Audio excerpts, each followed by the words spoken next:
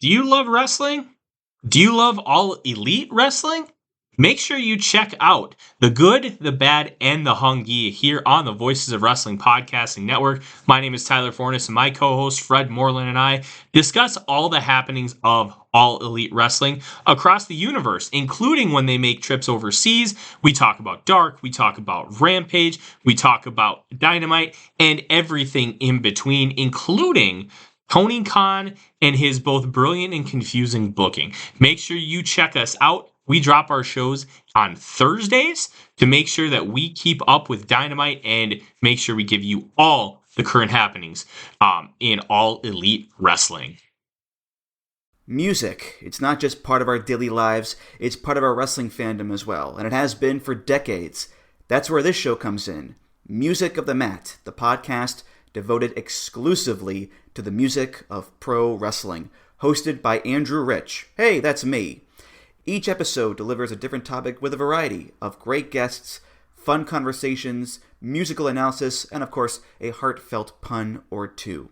New episodes drop every other Tuesday on Apple Podcasts, Google Podcasts, Spotify, or your podcast app of choice. Check out Music of the Mat only on the Voices of Wrestling Podcast Network. This podcast is a member of the Voices of Wrestling Podcasting Network. Visit voicesofwrestling.com to hear the rest of our great podcasts, as well as show reviews, columns, opinions, and updates across the world of wrestling.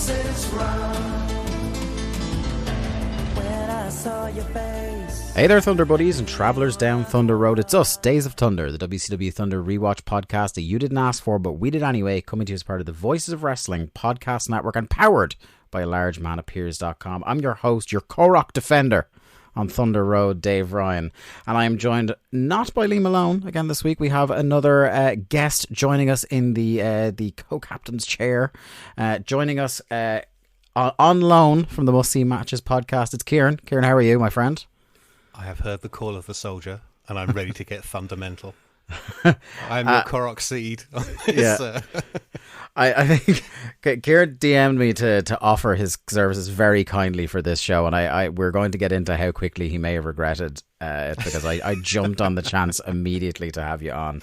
I have enjoyed my hat trick of appearances now on your very fine podcast, and I feel like I'm thanking you for that by subjecting it like this is like the sliding doors of, if you've done a podcast about bad wrestling, you're going to go return to your podcast now and appreciate all the more that you've gone with good stuff. Well, I do also do a podcast about bad wrestling once a month with Andy Ogden. You do, yeah. And you would be surprised at how much I enjoyed this episode, to be honest. Yeah, okay, well, we will get into that. But I suppose, firstly, what I've been asking every guest, and this is kind of just something I'm always fascinated in, people I have conversations with about wrestling, and it's a while before I ever get round to this, so I'm going to ask you straight out, like, what's your history with, like, where do you come on as a wrestling fan generally, and when did WCW first come across the bow for you? Well, I am far older than your usual guest. I just moisturize a lot. And I actually started watching wrestling when it was still called World of Sport in this country. Ooh. Yeah, my nan was like an armchair handbag swinger. She loved yelling at the heels and cheering on Kid McCoy and Big Daddy and such. So were you a Big Daddy or a Giant Haystacks man? Well, I guess, like, as a small child, you cheer along the goodies along with your family. But there was one person in my family, one heel, who was massively respected. He was my mother's favourite wrestler. Yeah. And that was Rollerball Rocco. Oh, okay. He was like the family favorite, and he was. It was always like, I know he's a baddie, but he's really good. Was like how my mum kind of described him, and I kind of realised that as I like my formative years of watching. And then WCW, the very first time I would have seen WCW was it was shown very late at night in my ITV region towards the end of 1991. And one of my friends like gave me a tape, and it had the build to Halloween Havoc 91 and all the discussion of the Chamber of Horrors match on it. Oh. Yeah, so I watched that through a couple of times before giving it back, and then it arrived like Saturday afternoons in 92, and from then until it was taken away when Nitro became a thing. So like 92 to 95, I watched it every week until it got terrible, including the stuff when Hogan and his mates turned up. Yeah, that was Lee's era of watching WCW originally. So he was like a WCW fan before I was, but then because of the hiatus he took, I end up being more of a I hasten to say expert, but I'm at least more inured to this period. Yeah, I'm like, nothing about this period shocks me. It's just the only thing that usually shocks me is like things happening sooner or later in the timeline than I remember. Because when you're like 8 or 9 year old, you don't have any concept of the passage of time. No, so like growing up, I didn't have satellite or cable. I didn't get any real access to cable until 2001, I think. 2001, 2002, when the girlfriend I had at the time had cable in her flat. So I never really watched WWF. That was only on tapes that were borrowed from people or bought. Like WCW was my thing.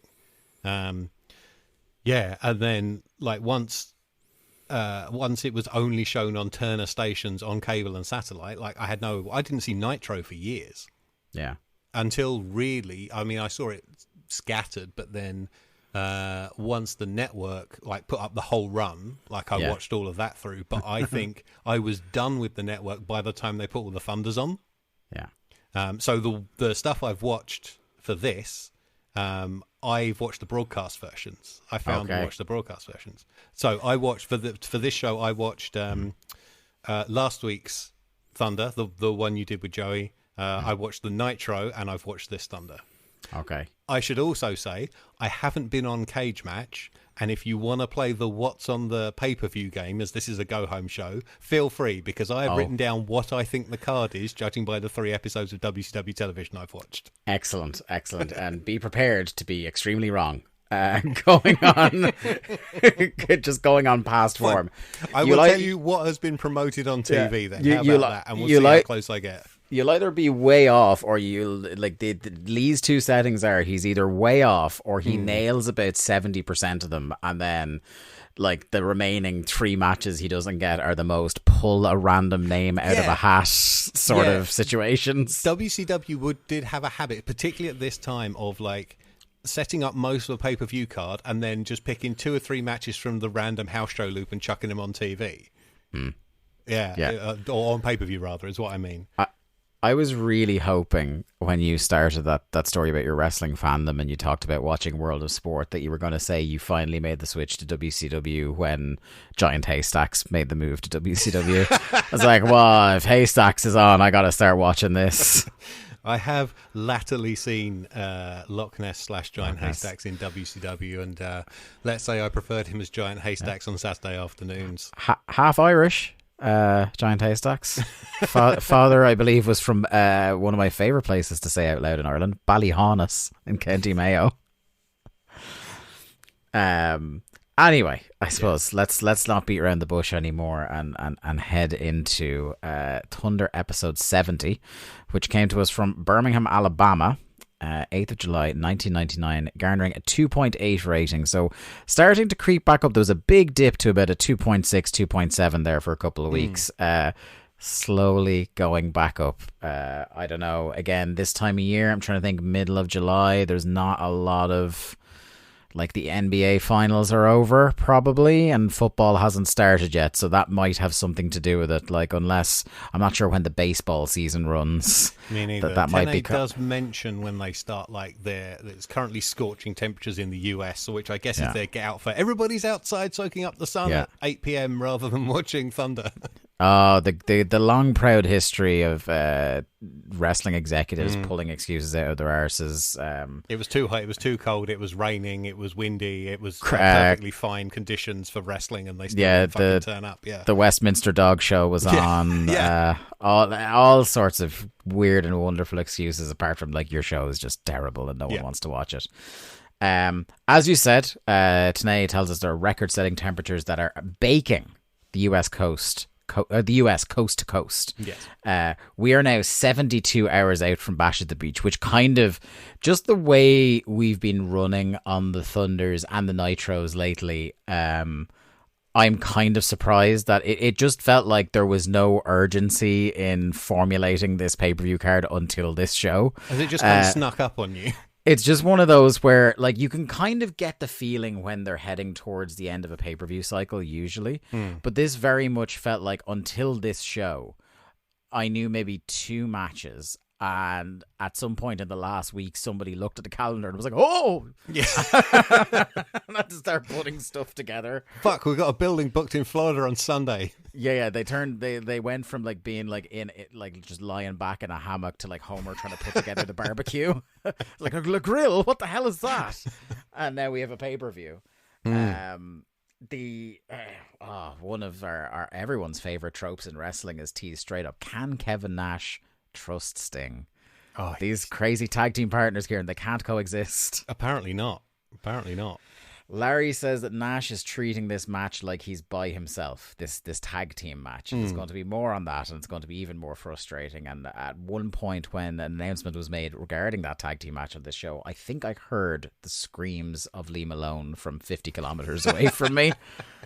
I definitely heard the incredulity of Mike Tenay on commentary. It was like he couldn't believe what he had actually just heard, like for real, not just as the character of the professor. Yeah, there's like, so Tony and Brain are 2 guys who like have long since abandoned the pretense of if they don't like something, they're not just going to try and fake it. Yeah. Like they're not outright burying stuff necessarily yet, but they're definitely not hamming it up. Whereas Tenay, until this show, is trying to be 100% professional, but even he is barely able to mask contempt for a certain stipulation later in this show. Yeah, which is great. So we get an extended series of flashbacks, etc. Flashback to Nitro with Team Madness. Sid says they can do whatever they want. We then cut to Nash and Tori backstage, who challenged Sid for that night.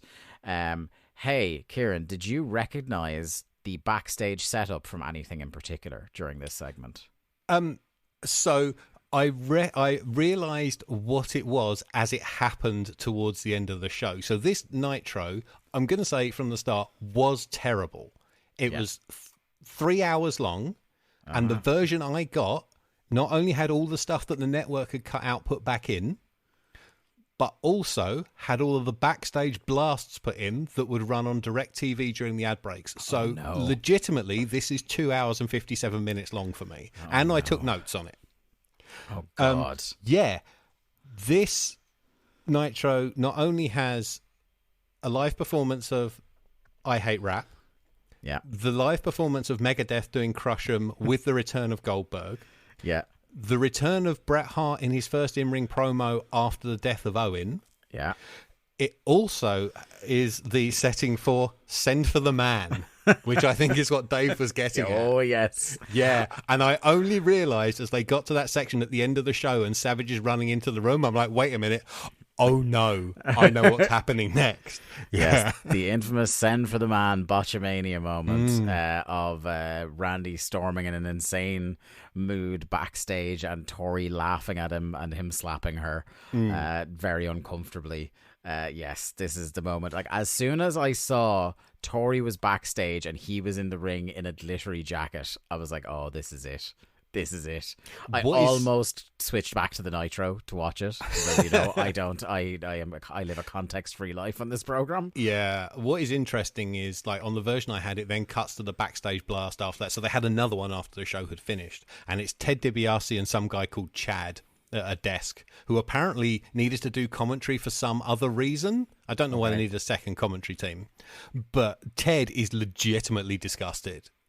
you can see on his face. Yeah. Like, and he verbalizes it. Like, he says it's disgusting. Savage is out of control. Nobody should treat women like that. And he looked like he believed every word he was saying. Like, he was going to go and have a word with Randy after they went off the air. Interesting.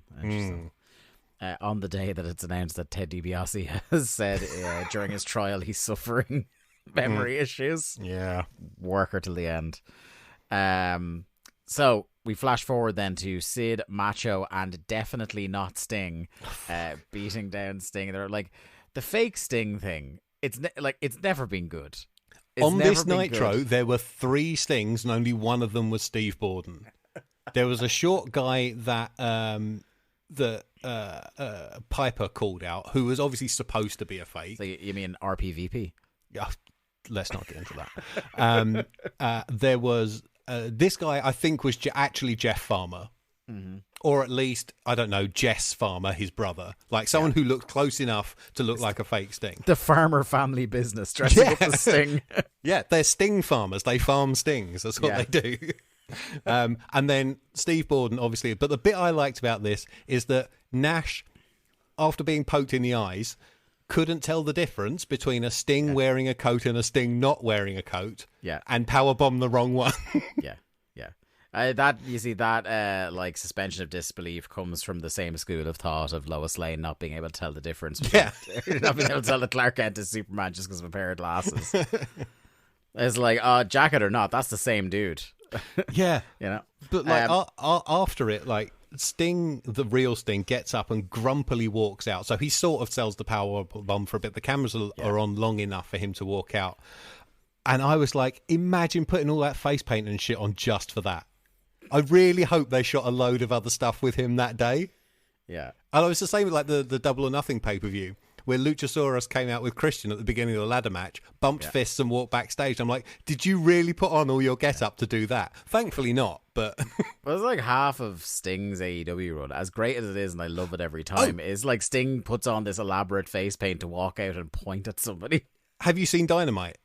Yes, I have. Yes, exactly that, pretty much. That's what I tweeted out during the show, is like a hilarious amount of Brian Cage's AEW run has been fleeing in terror from Sting. Like, it was only in that moment that I was like, this is the same shit. He was doing exactly this as part of Team Taz when Sting showed up first. I'm here for it. I'd run away from real estate, Steve. That's hey, well, sure. you know, apparently, I think Cage has signed for 5 more years to do just that. So. Yeah. If that's how you get your bag, that's how you get your bag. Hey, look, he didn't have to take a bump, so who's the worker, eh? Yes. I feel like the fake Sting thing has never been good, and then like the more time goes on and the fake Sting thing is redone, it becomes like less credible and more of a rib on Sting, that the idea that these men look physically similar in any way. And then that would, of course, you've still got the Jarrett match to go with the 10 Sting. Yes, but then this would also over time, like obviously evolve into the Sting disguising himself as Sting. Yes, bit, which is like a legendary bit in pro wrestling as well. So like we can't complain too much. So yes, as you said, real Sting made the save, and Big Nash, who got poked in the eyes, gets confused and power bombs the wrong Sting, even though they look nothing alike.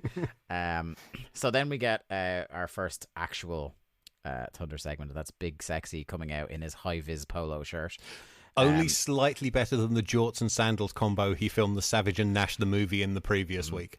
This is also the segment where I nearly just turned off the recording straight away, because this is him declaring that as a champion he gets privileges. So he's putting the world title on the line in a tag team match. Yes, I thought the rights and privileges the heavyweight champion had would be things like business class airfare, maybe a bigger cut of pay-per-view revenue, first in line at catering. No. Apparently it's to add stupid stips to your own matches and put yourself as a disadvantage. I was actually preparing for, with the level of sleaze that he'd been coming across in his backstage segment the last 2 shows, I thought he was going to say amongst his privileges is like prima nocta.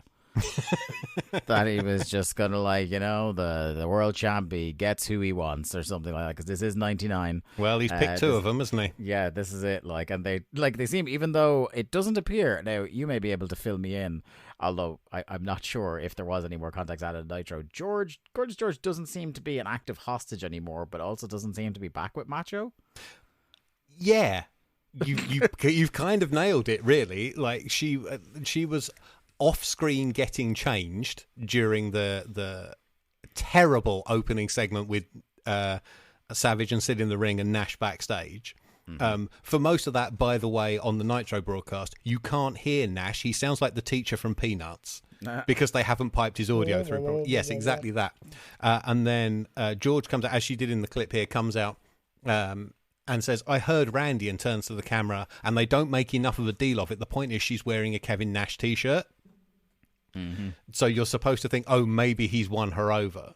Yeah. But then, like, I think if I was George, I would quite willingly go with Kevin Nash after Randy Savage stormed backstage, smacked another woman around, and then he chases her into a corner off screen. Like, he's terrifying. Was there anything explained about how Tori ended up back with Kevin Nash after being voluntarily handed over to Sid and Macho at the end of Thunder last week? Now you mention it, there wasn't. That's weird. I guess he just gave her back again. Yeah, he's just like, oh, I could use this. I could use Tori as leverage, or I could just not. No, maybe she came with like a return postage envelope or something. I don't know. Shipped her back. So, Nash explains then that if anyone pins him, including his own tag team partner, they win the belt. Yeah. Fuck off. Nash's character is that of the cool babyface who can outsmart all the heels. Yeah. But this is a step the heel authority figure puts on a babyface champions match to screw with him and to incentivize the guy's partners to turn on him. Yeah. This is like his whole thing is that he's worried about Sting turning on him. So now he's basically offering Sting a free shot at the title. Just make it a fucking 4-way. Yeah. That like now if he had said champions, like my champion's prerogative, I can't trust Sting, so I don't want him behind me, I want him in front of me, fatal 4-way. Yes. That would have made so much more sense. You have already rebooked WCW to make more sense. Well done. Yeah. And that's just like one, like if someone had paused for 5 seconds to think about it. I did like how this was the moment where Mike Tenay where Nash says, I'm putting the world title on the line, and Tenay just out loud goes, in a tag team match? Like, he genuinely can't believe what he's just seen. Yeah, the disgust. Like, we have come full circle from the start of Thunder, where we saw the tag titles being defended in singles matches for several months. Yeah. To now singles belts being decided in tag team matches. Fucking all hope is lost. I also liked the end of this segment. Like, it's Nash's birthday, according to a sign held up by some jiggly-chested young women who he then invites to come with him. He will turn 40 the next day. Incredible. Tell you, looking well. Yeah. Larry Zbyszko asks, so how old is he now? And smartly wishing to keep his job, Mike Tenay completely ignores him and just barrels on. Yeah. I imagine at that time he would have been quite touchy about the big number. We get Flair. He hasn't dropped the hair dye quite yet, has he? Not quite yet. Not Silver Fox Nash yet. No. One of my favourite Nash periods, to be fair. So, Flair and his cabinet are backstage. Malenko bursts into the room with all the charisma of a wet sponge and calls Flair a coward for pulling out of a match with him because of a back injury. And it is during this segment that very nonchalantly it is dropped that, and you must have seen this then, that David Flair is now the United States champion. Yes, I saw the handing over of the title belt. The handing over. Yes. So I know you like to live context free. I'm sorry. Yeah, but this is all news to me now. Okay. So on Nitro, Gene Okerlund is interviewing Flair. Flair and Gene have chosen the same color suit for some reason. Shivani comes out with a cracking line, David Flair has no wrestling ability and the fans don't appreciate that, which was so on the nose. There's a reason on this program his full name is Gormless Idiot David Flair. Yeah, that's how I've referred to him in most of my notes. So Flair, Scott Steiner was the US champion, and Flair just strips him. I don't know if it's for not defending it enough. He's injured at the moment. Yeah. He's gone till like the end of the summer. Yes. So he strips Steiner of the title and awards it to David. He also says Dave is number one contender to the world title by virtue of beating Nash by count out last week, so that's good enough to make him US champion. That's the logic behind it. There's something I didn't alert you on, Kieran, that I'm ensnaring you. This might be considered entrapment in some states. Oh, damn it. Is that Have I got to didn't put on want the Catherine Zeta-Jones catsuit? I didn't want to give you time to think about this ahead of time, but we're missing continuity Malone, so a decision must be made by somebody in the co-pilot's chair. Oh, here. no. Scott Steiner was the linear martial arts division champion when he went out injured. Oh, this is responsibility. And we are left with a choice here. And that is, does it stay with Scott for the months that he remains injured, which is something we haven't done before. We stripped wrath upon his injury. Okay. So there's precedent. But the alternate is... David Flair. David Flair's the martial arts division champion. Now, as an agent of chaos, I know where my vote lies, which is why I'm biased here. Well, I mean, does the World Martial Arts title abide by the other rules, the rules of the other WCW titles, where if you don't defend within 30 days, you are stripped? I think the one rule we have seemed to set for it so far, without necessarily saying it out loud, is that if you do get a long-term injury, you're stripped. Then I'm afraid I might have to side with the Agent of Chaos and move it over to Flair Jr. There's at least two people who might be massively annoyed by this. One is Lee for not being here to make this decision. And two, I really hope, because I've never actually opened the full list, but a friend of the show and listener, Kim Geist, did the full trying to figure out where it is now. Right. Gamed it out from 1998. And I'm not sure if this completely fucks that. Oh. But have we created a parallel universe? But it was only I had already fucked up the timeline anyway a little bit, because it was only alerted to me recently. I forgot to take the belt off Booker T when he lost to Scott Steiner, so I gave Booker T a lot more credit for having that belt than he was due. I think we shift it over to David Flair, and we see if there's any point where the timelines reconverge and it ends up where it's supposed to be. Yeah. I think it could go some very strange places with David Flair. Which and is I why also I'm assume David Flair has even less martial arts ability than he has pro wrestling ability. Because also, if I remember right, like it's the less fun route to keep it on Scott. Because when Scott comes back, they kind of just resume pushing him. So like he's not dropping that title anytime soon after he comes back, I don't think. And he's already had it for, like, if we're officially stripping him now, he's had it for nearly 3 months, which is a respectable reign. Yeah. Very few defenses. I've barely seen him, but he's had it for 3 months nonetheless. So that's it. Unfortunately, Scott Steiner, you've lost your martial arts division title to gormless idiot David Flair. I'm more for once. I'm not worried about Lee finding out and getting angry. I'm not worried about Kim finding out and getting angry. I'm worried about Scott Steiner finding out I've just stripped him of a title. Yeah, look, we've got an entire ocean between us and that man, so I think it's gonna be fine. And now David Flair, for once, his eyes are welling up, not with the tears of being out of his depth, but with the tears of being a double champion right now. My God. So yes, this Malenko segment is fairly embarrassing. It's terrible. So I used to be a performing arts student. I've seen my fair share of bad improv, and this is bad improv. Like, Malenko tries 4 times to get off his next line to Arn Anderson, and Flair just talks over him every time. Did you notice sexy Arn with his gams on display, white short shorts and sockless loafers? It's a whole lot of leg. It's hot Arn summer. It sure is. As a performing arts student, do you find it difficult to watch shows like Barry? Where there's like people doing bad acting in it. See, when acting is supposed to be bad, I don't mind it, and I'm also a fan of bad movies. So I love The Room, I love Birdemic. Miami Connection is maybe my favorite of that kind of oeuvre, if you like. Unfortunately, I've only seen, I think, the first 2 episodes of Barry. Because I lack any legal means to watch it in this country. I see. But I am aware it's now finished, and I do want to. I've wanted to watch all of it since I saw those 2 episodes. I have always been very impressed with the ability of good actors to do a credible job of acting badly. Yes, it's the Les Dawson thing, isn't it? You have to be able to play the piano well to be able to play it as badly as he did for show. Yeah, it's for sure. It's really incredible stuff. Also, I will shout, in the canon of horrendous movies, I am a Jim Carter fan.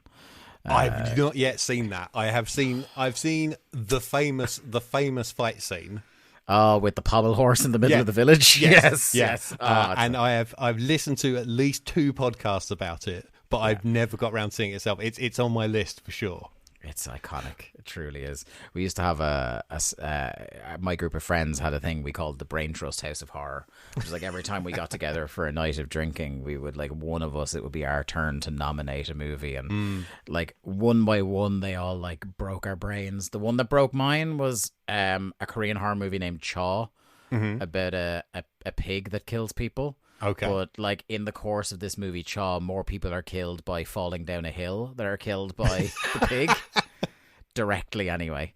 Incredible. So that broke me. Then Birdemic broke friend of the show Keith Broney in pieces. His only comment after the movie was, "Everybody dies alone, I'm so sad." I've met the director of Birdemic. Oh, the master of the romantic thriller. Yes. I used to work on the fringes of the movie industry. My job involved a lot of red carpet premieres. So over the course of 10 years, I filmed over 300 red carpet premieres. I've shot tons of press conferences and interviews. And when Birdemic got its very limited release in this country, James Nguyen came over. And we shot an interview with him. And my interviewer for the whole 15 minutes was trying to work out if it was an act or not. Yeah. And we came out of it and he's like, I genuinely cannot tell if he's the real deal or if it's a put on. That's great. Because that's like when you watch Birdemic and you're like looking at that guy, the main actor, and you're like, is this the worst acting I've ever seen or an incredible bit that I'm not getting? I don't know. I still don't know to this day. Great movie. Terrible movie, but Yes. great movie. But yes, this was not an award-winning performance from either Malenko or any of the guys in the cabinet, and it's very badly mic'd as well. Like I feel the audio is horrible. Could you also hear under Arn Anderson what appeared to be the director bleeding into the comms headsets? Yeah, because I could hear all I could hear was spin around, and then when they get in the ring. You can hear that under Arn talking, and I replayed it several times trying to work out exactly what it was. It's it's a real bad look. Like I'm noted as like being really down on Flair and this whole thing during this period. He's like bad. He's bad, and he's just given up. Like he's just like I think I described. I can't remember if it was the show with Joey or the one a couple of weeks beforehand with God. What show was it? I can't remember if it was the one with Aaron, but there was one anyway where I was talking about how like this is Butlin's Flair.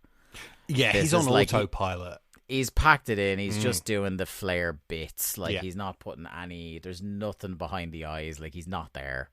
Phoning it in, and there'll be more of it later. Aaron has a weird, like, thinking he's clever, cryptic line at the end of this about how he predicts a big power swing real soon. Yes.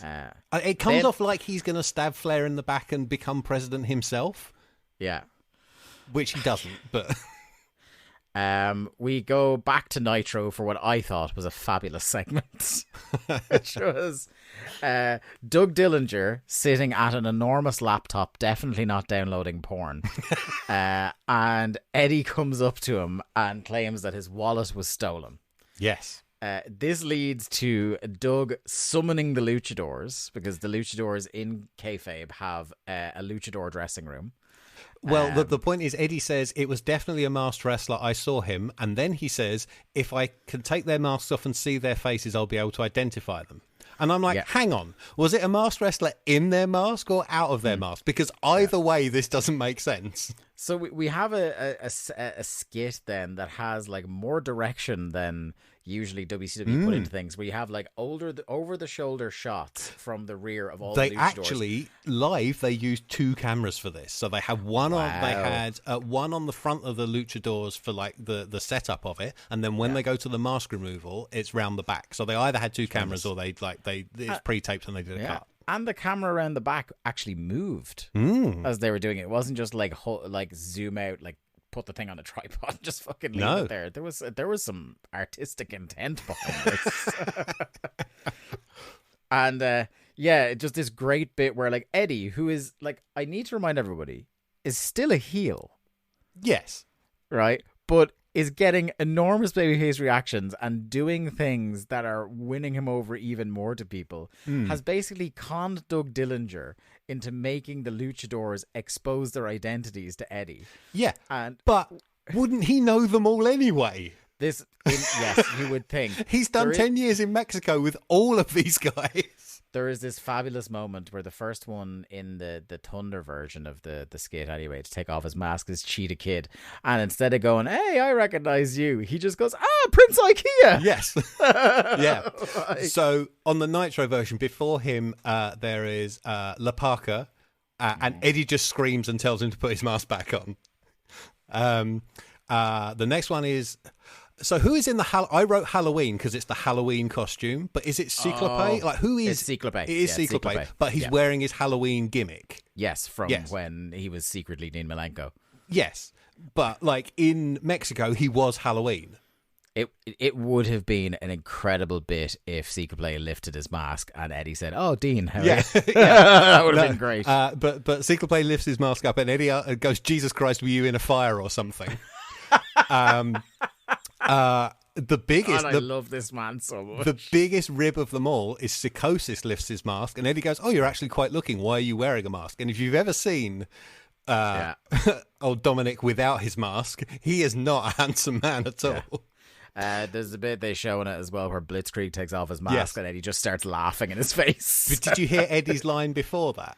No, what does he say? So Blitzkrieg goes, "Come on, Eddie," and Eddie's like, "You're not Mexican."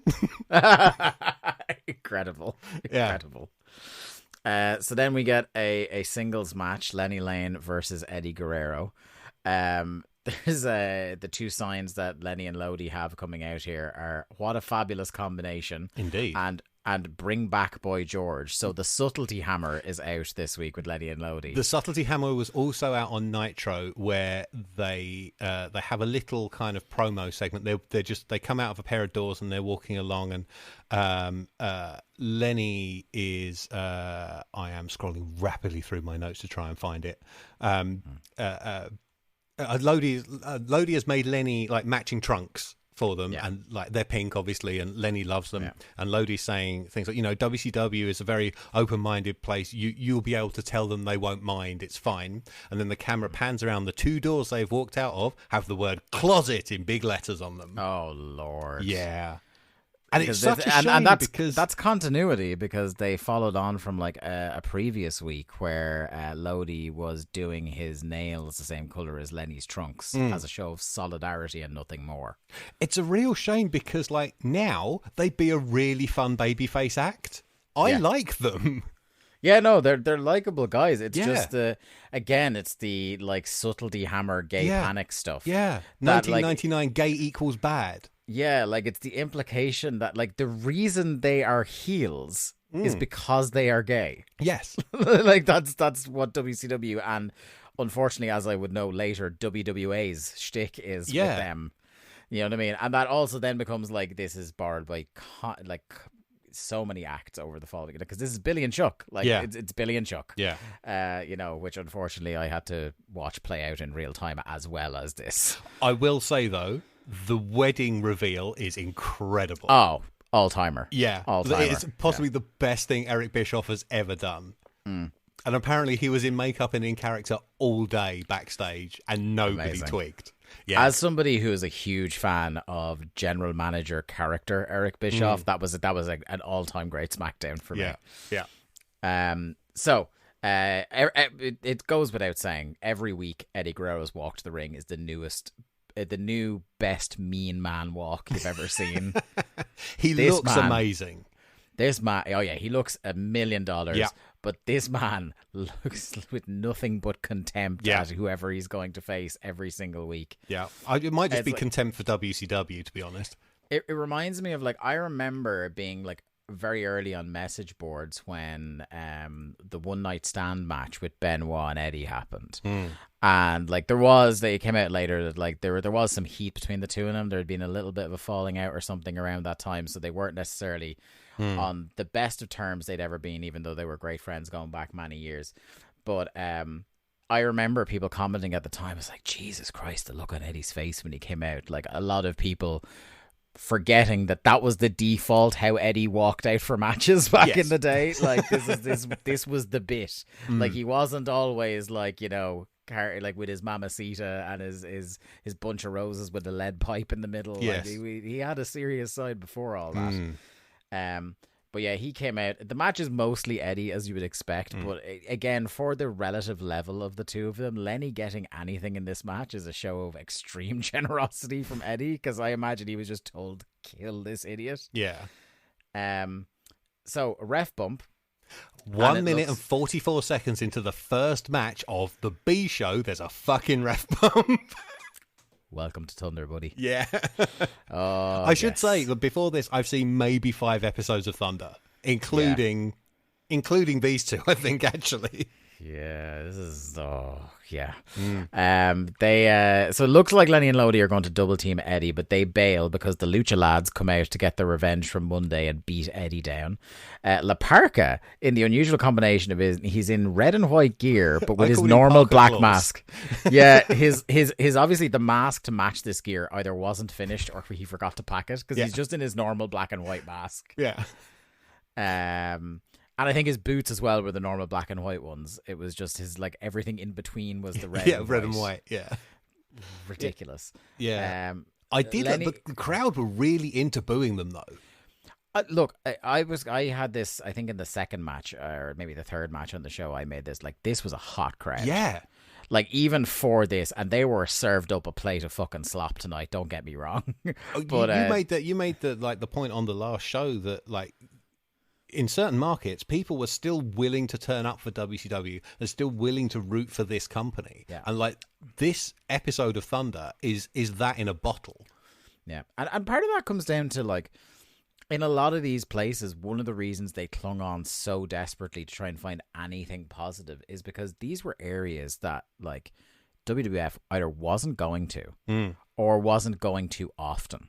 Like, they weren't doing an Alabama TV loop. No. Do you know what I mean? They might do one and done. Like, they weren't like, if Thunder's coming to town, Thunder's doing a double shot at least, and you might get a Nitro like a couple of 100 miles away as well. While they were there, like, for a lot of the southern states, WCW was theirs. Yes. You know, in a way that, like, WWF was just like the New York office breezing through to collect their coin and go home again. It didn't speak to them. It wasn't from there. No. So yeah, they're really hot for this. This is great. Like, Lenny sees an opportunity now, and he very hesitantly, like, as if he's like kicking a bear, rolls Eddie over very slowly and beats him. Yes. Like, I assumed after all this, like, oh, Eddie's still kicking out. So when there was like the 3 count, I was aghast. Well, I initially wrote the Luchadors attack for the DQ. And then it went back to the ring, and Lenny is, like, very gently giving Eddie the toe to see if he's going to respond. And when he doesn't, rolls him over and pins him. Yeah. I love that Lenny and Lodi were overjoyed, and they sold it as a massive moment. He sold it like he won the world title. Yes. That's what I wrote down. If you read Lodi's lips, you can see him saying, "We won, we won." The heat this got, as you described, yeah, like the booze, and then enormous Eddie chants. Like, they are, in spite of what they're actually trying to do, getting Eddie over as one of the biggest baby faces in the company. Honestly, like, to my mind, this was the face turn you've been looking for in this story. Yeah. I don't think they thought it was. No, but well, you'll find out next week, I suppose. Yes. I mean, Larry kind of kills it with, I don't know if that was an official victory or not, and with Flair being president, who knows, over the replay. Yeah. I initially wrote that this was crap, but the more I thought about it, the action was fine. Nobody botched anything. Everyone did what they were supposed to. It furthered the Eddie LWO storyline, and it gave Lenny and Lodi something. It didn't outstay its welcome. Yeah. My only real complaint is that it was rushed and they felt the need to knock out the ref a minute and a half into the opener of the B show. Yeah. If this had been like the second or third match and it had a ref bump, you wouldn't have been nearly as annoyed.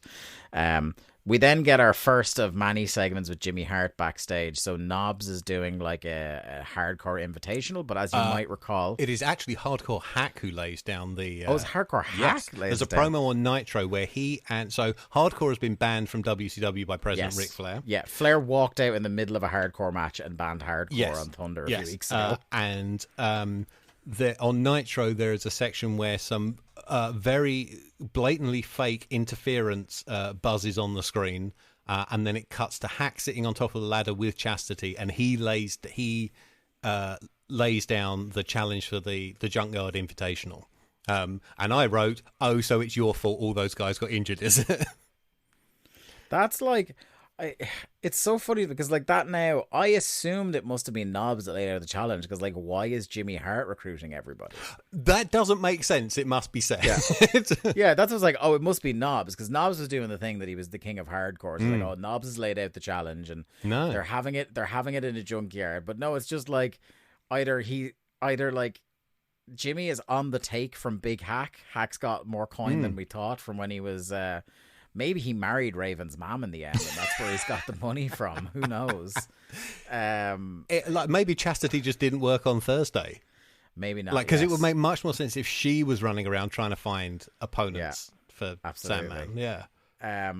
So in this, he's forcefully recruiting Silver King and La Parka. Yes. It's like whatever about La Parka, who's known for being with the chair. It's like, right, if I'm having a hardcore match, the first name I'm recruiting is Silver King. Yeah. Didn't necessarily jump out to me as like, big hardcore match guy, but whatever. Yeah. We are long-standing fans of Silver King on this show, so if it gets him in a match, then I'm happy about it. I was lucky enough to see him live before he passed away, not on the show where he died, thankfully.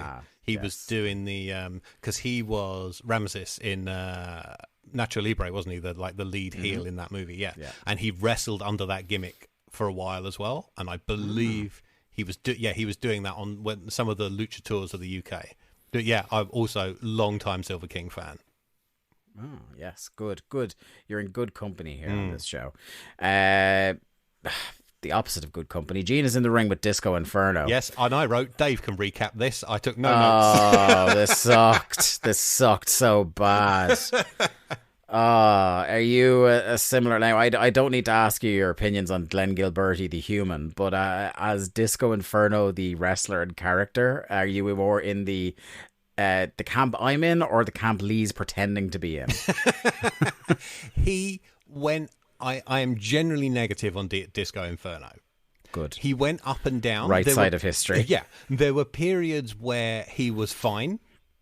And spoiler, I totally didn't mind his match on this show. I am perpetually irritated that a theme as good as Disco Fever was wasted on Glenn Gilberti. Yeah. It's all to set up his match he's having at Bash at the Beach with Kat, isn't it? Yeah. I'm all in like when we eventually get to the phase where he's Disco with a Q, and he's like the punchline in the Filthy Animals and stuff like that, then I'm fine. But like we're still in a period in '99 where they're trying to make disco happen. Yes. And like it's kind of like it reminds me of the famous, I always attributed it to Garrett Kidney, the Jeff Jarrett argument. Is that your interest in Jeff Jarrett is directly equivalent to where he is on the card. The lower he is on the card, the more entertained you are by him. Yes. So like currently now as like a mid to lower mid card crazy old man heel bonking people with guitars at AEW, absolute aces. And I thought like he worked real hard in that match on the pay-per-view. He was bumping all over the place. He was a top-line goof in that match. In my top 5 moments on that pay-per-view, not that there was much competition outside of 5 great moments, but him hitting the stroke and celebrating for so long he forgot to make the cover. Yeah. Just genius. Yeah, it's genius work. It's top heel shtick. But then when you have him as your top guy on the card, then I hate it. And I'm going to have to endure that very soon. He should never have been above US/Intercontinental level. Like he's not a world champion by any stretch, and yet somehow has managed that like 16 or 17 times across 2 companies. And not everybody is, and that's fine. It's just unfortunately he was one of the last people to know. Yes, him and Vince Russo, the last people on earth to know this. He says everybody knows that Ernest Miller stinks. I did laugh at one line where he goes, Ernest Miller learned his karate from Tai Bo. Yes. So did my mom. Yes. That's great. Yes. Gene then says, and I knew where the direction this was heading, and even though Vince Russo wasn't here yet, he says, you have to recognize that Sonny Ono is going to be there. Disco, without missing a beat, calls him Mr. Miyagi. Yes. Real cool. That's a hot slice of Glenn Gilberti cutting through Disco Inferno there. That's evidence in an upcoming lawsuit, I'm sure. Yes, 100%. He says he's going to deliver, and I quote, a Brooklyn, New York tushy kicking. Yes. At the pay-per-view. To be honest, I didn't mind that line. That was fine. Incredibly got a pop in Alabama. Yes. I thought like any mention New York, they were going to be ripping up the chairs, but whatever. Yeah. Our next singles match, which might have been, if you hadn't already been regretting volunteering for this, Kieran, Al Green versus Van Hammer.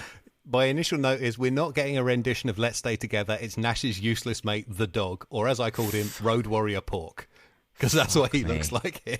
Fuck me. Like, Al Green might be the meatiest man in this company of very meaty men. There is additional meat. There is a full butcher shop coming up in the main event. Actually, true. Yeah. True. So we get a flashback to Van Hammer, and maybe the best comedy segment on the whole show. Van Hammer storming into Flair's office on Nitro and speaking to Flair and RPVP, demanding a title shot, and even they started laughing at him. Justifiably so. Yeah, and as a rib in kayfabe, they're giving him Rick Steiner at the pay-per-view. Yes, and he's the only one that's jazzed about this. Yes, Rick Steiner, the TV champion. Yes. Al Green leads the match at the start, but then a hip toss and a slam and a clothesline over the top puts Hammer firmly in control. Short brawl into the aisle. Hammer brings him back in. Corner whip and a big boot for 2. Alabama slammer and a Cobra clutch slam wins it. I shall read you my one note that encompasses the entire action of this match. Two roidy goons do basic stuff for 2 minutes. Hammer's big boot looks bad. The director cuts to camera B when Hammer addresses camera A and vice versa. To his credit, Green tries to break the high jump record, going up for Hammer's Cobra Clutch slam that looks really good on the replay.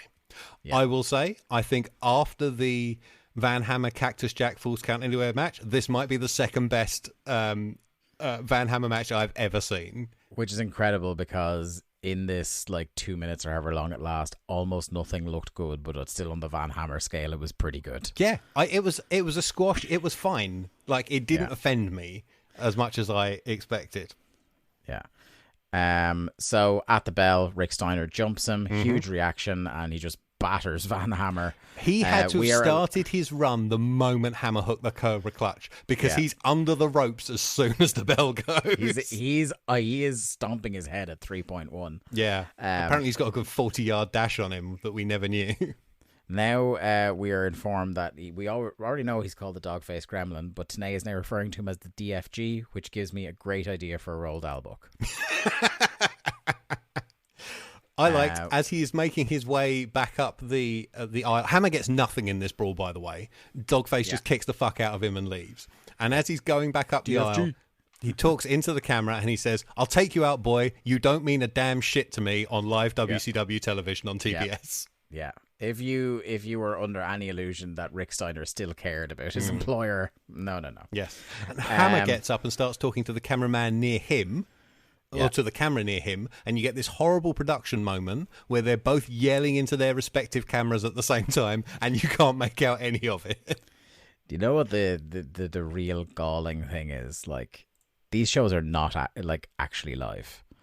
Is this one not live? Thunder. This Thunder is it's the week it's it is out the week it's broadcast, but it's not live as far as I know. That's I think it might be behind. Yeah. I'm not entirely sure. I'm not allowing them it anyway. I'll put it that way. We then get Jimmy Hart badgering Horace Hogan. Yes. Cage Match says this was live. Oh, it was live. Yes. Okay. Yeah. Okay. Because I was usually their cycle is that actually no. It's usually it was tape 2 on Tuesday, show 1 that Thursday, the other next Thursday. Yeah, that's what they have been doing. But actually, yes, they're back on. They had gotten off it for a while, but now they're back in the cycle of the taped Thunder is the one that airs after the fucking pay-per-view. That's what you've got to look forward to next episode. Yeah. They are by far the worst Thunders. They are diabolical. But anyway, Yes. the biggest revelation of this whole show is when Jimmy is talking to Horace backstage, and Horace reveals he's still in the NWO black and white. Jesus Christ. Why does Jimmy refer to Hulk as Uncle Hogan? Uncle. Do you Uncle call your Hogan uncle is Uncle great. Ryan? I don't have an Uncle LaForte. No, I call my uncle Uncle Hogan. Okay, as well. fine. That's- If I see mine again, I'll say the same to him. Yeah. But he better make the money right. That was what we got out of this. Well, Hogan's uncle is much bigger than Terry Bollea's uncle.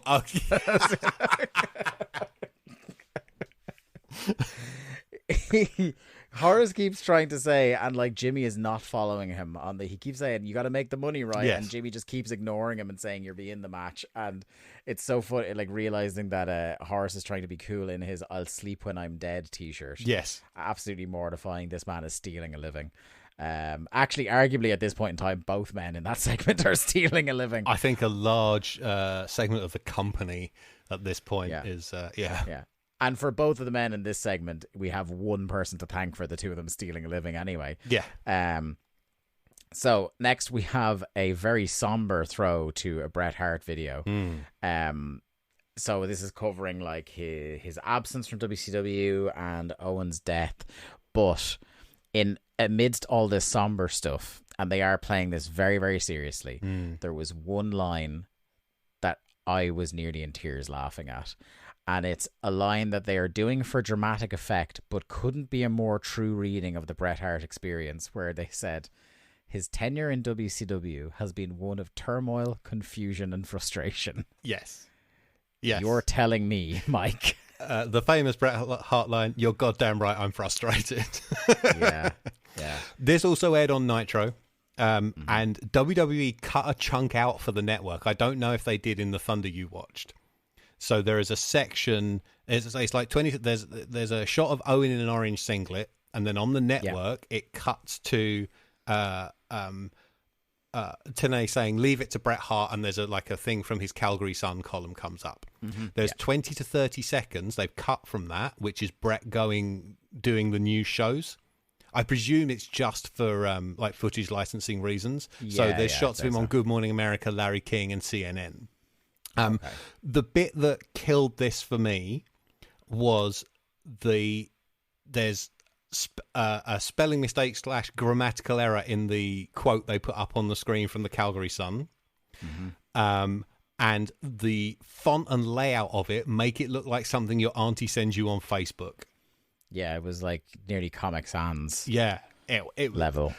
And that put a dent in something that actually for WCW was quite a classy piece of video. Yeah, with one exception. When they showed the clips, when they showed the promo from Monday on Thunder, I don't know if this was playing on Nitro. You will be the one who will say it to me. For some reason, they decided, let's whack out the B-sides of Angelo Badalamenti's Twin Peaks score. Yes. Because what the fuck was the music during this promo? Yeah. It was the most sinister. Like, I really don't like, because like Owen's death still gets to me all these years later. But genuinely, it was like a Days of Our Lives. Like, as if Bret at the end was going to, and it, like, you know, and I know who did it. Yeah. You know, like, it was going to be something like that at the end. Like, what was this music about? It was like a horror movie. It was certainly a misstep for sure. No, that did not air on Nitro. Holy shit. They've mostly just cut out long pauses where he was like thinking and composing himself, because like on Nitro he was basically told, take this mic, go and say whatever you want, you've got as long as you want. Yeah, like again, like is it a rare classy move Yes. from World Championship Wrestling? And he did again. He put over how they treated him during all this. Like they take all the time away you need. You know, they like it's like a genuinely like one of the biggest tragedy. Like I didn't even say it in the recap. It's like maybe the biggest tragedy in the history of professional wrestling. Like what happened, you know, and might be the most like shot like. The only other things I can think of on the same level are like a Misawa and things like that in terms of like in-ring tragedy, which obviously wouldn't happen for a number of years after this. But yeah, like just I suppose like it is just basic humanity the way they treated him, but it is still surprising for WCW that they have. I mean, it's surprising for locker. pro wrestling, to be honest. Yes, this is true. It's this not, is true. Like, look across the aisle. Do you know? Yeah, exactly. Yeah. Like across the aisle is the company that he died in the ring. Yes, Do you know what I mean? Like exactly. that's exactly. Yeah. But yeah, this I couldn't like it was touching what Brett was saying, but I just could not stop with the music. Yes, a poor creative choice. Well, if you're watching the version I watched, where they hadn't quite cut out all of the ad break, I got a TV spot for the new movie Wild Wild West immediately after this. Will Smith, John Peters, Giant Spiders. The greatest, one of the greatest YouTube videos you'll ever watch. Kevin Smith talking about making Superman with John Peters. Yeah, it's incredible. Did you then, when it came out in the cinemas, see Licorice Pizza? I haven't seen that. No. Okay. Do you know that Bradley Cooper is playing John Peters in that movie? I did not, but now I want to see it. Because I nearly had a heart attack. He came out and I was like, there's a second before. I can't remember whether it's like right, but I think it's right after you see him for the first time. I was like, that's a real fucking weird dude. I was like, with perfectly coiffed hair. Yeah. And there's like something rattling around in the back of my head. It's like, oh, it's John Peters. I'm like, what? And it's not like the guy is an homage to John Peters. No, he's literally playing John Peters in that movie. So much like our pre-show chat threatened to, I don't want to turn this into a movie podcast. Have you seen any of the show The Offer? No. Okay, so it's a dramatization of the making of The Godfather. Yeah, I've heard about it. There is an incredible piece of casting in that. Matthew Good plays Bob Evans, and he's note perfect. He's so good. So I recently flew back from New York, and I got to watch the first 3 episodes on the plane. I'm honestly considering getting Paramount Plus for a month to binge the rest of it. Oh, it's on Paramount Plus. Purely for Matthew Good's performance. Yeah. I have that at the moment because I'm back on a Frasier kick. So maybe I might watch some of that.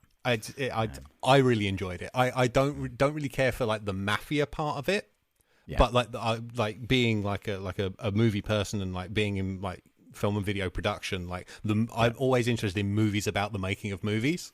Or TV shows about the making of movies or whatever. Is this like, are you a Hearts of Darkness over Apocalypse Now guy? I'm going to shock you. I've never seen either. Okay. So I also have never seen The Godfather. Your face is incredible. This needs to be a video podcast. Yeah. I wasted my youth watching all those like Jackie Chan movies like Rumble in the Bronx that you watched. I've got a shelf full of that crap behind me. Yeah, there's a lot. I didn't see Rocky until I was in my 30s. I didn't see Alien until I was 35, and I had to watch it with the lights on in 2 segments because it had been built up so much in my mind. Yeah.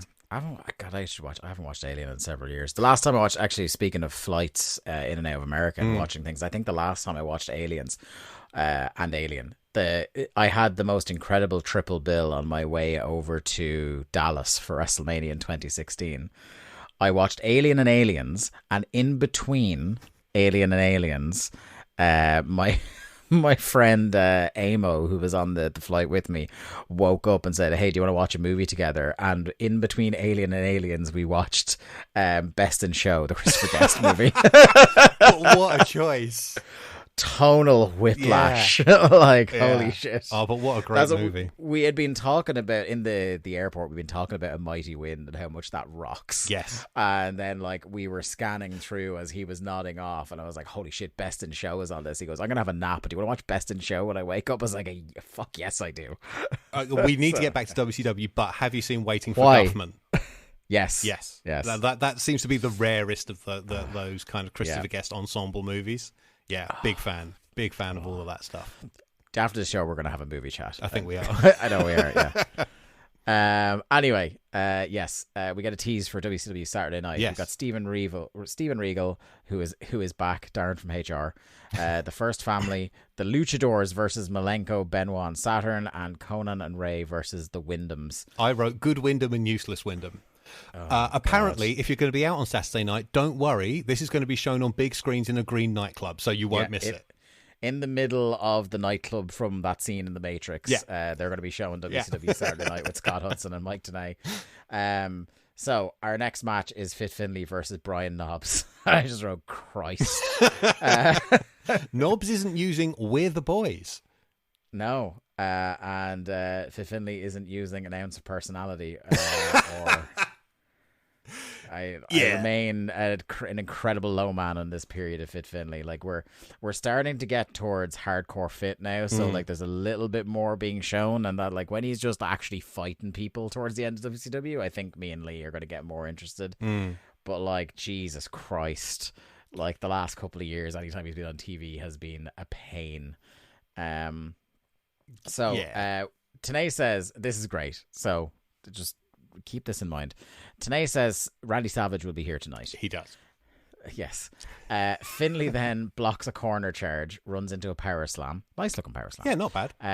A brawl outside. Finlay gets thrown into the steps. Jimmy gets a brogue in.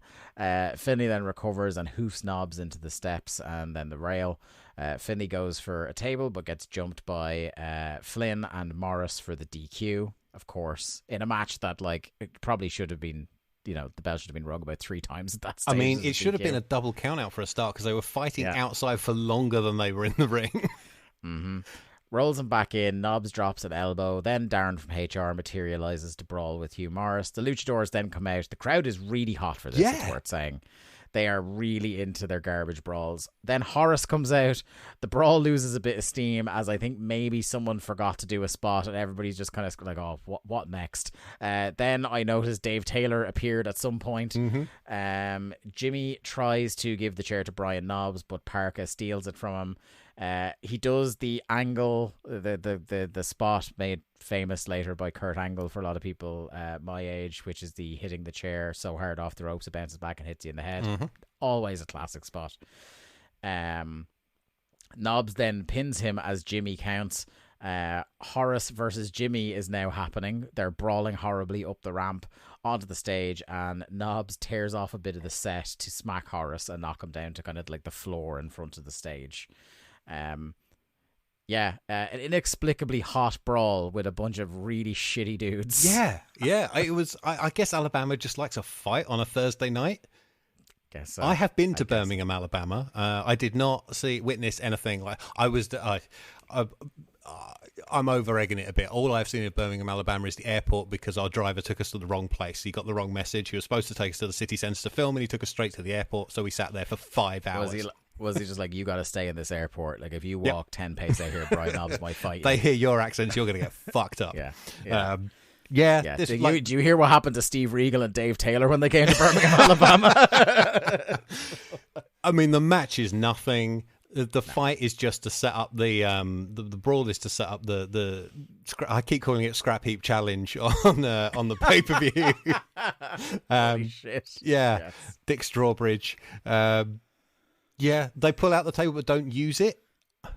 I think if I was booking this, I would have like put a couple of like weapon shots in to put over like this, like it will be anything go, all weapons illegal on Sunday. But I mean, it does its job. It's not great, but it does its job. I think one of the things I do if it was like a shitty mid-card heel is like set up elaborate weapon spots and then like calmly put all the weapons away and tell them they're not getting it. Yeah.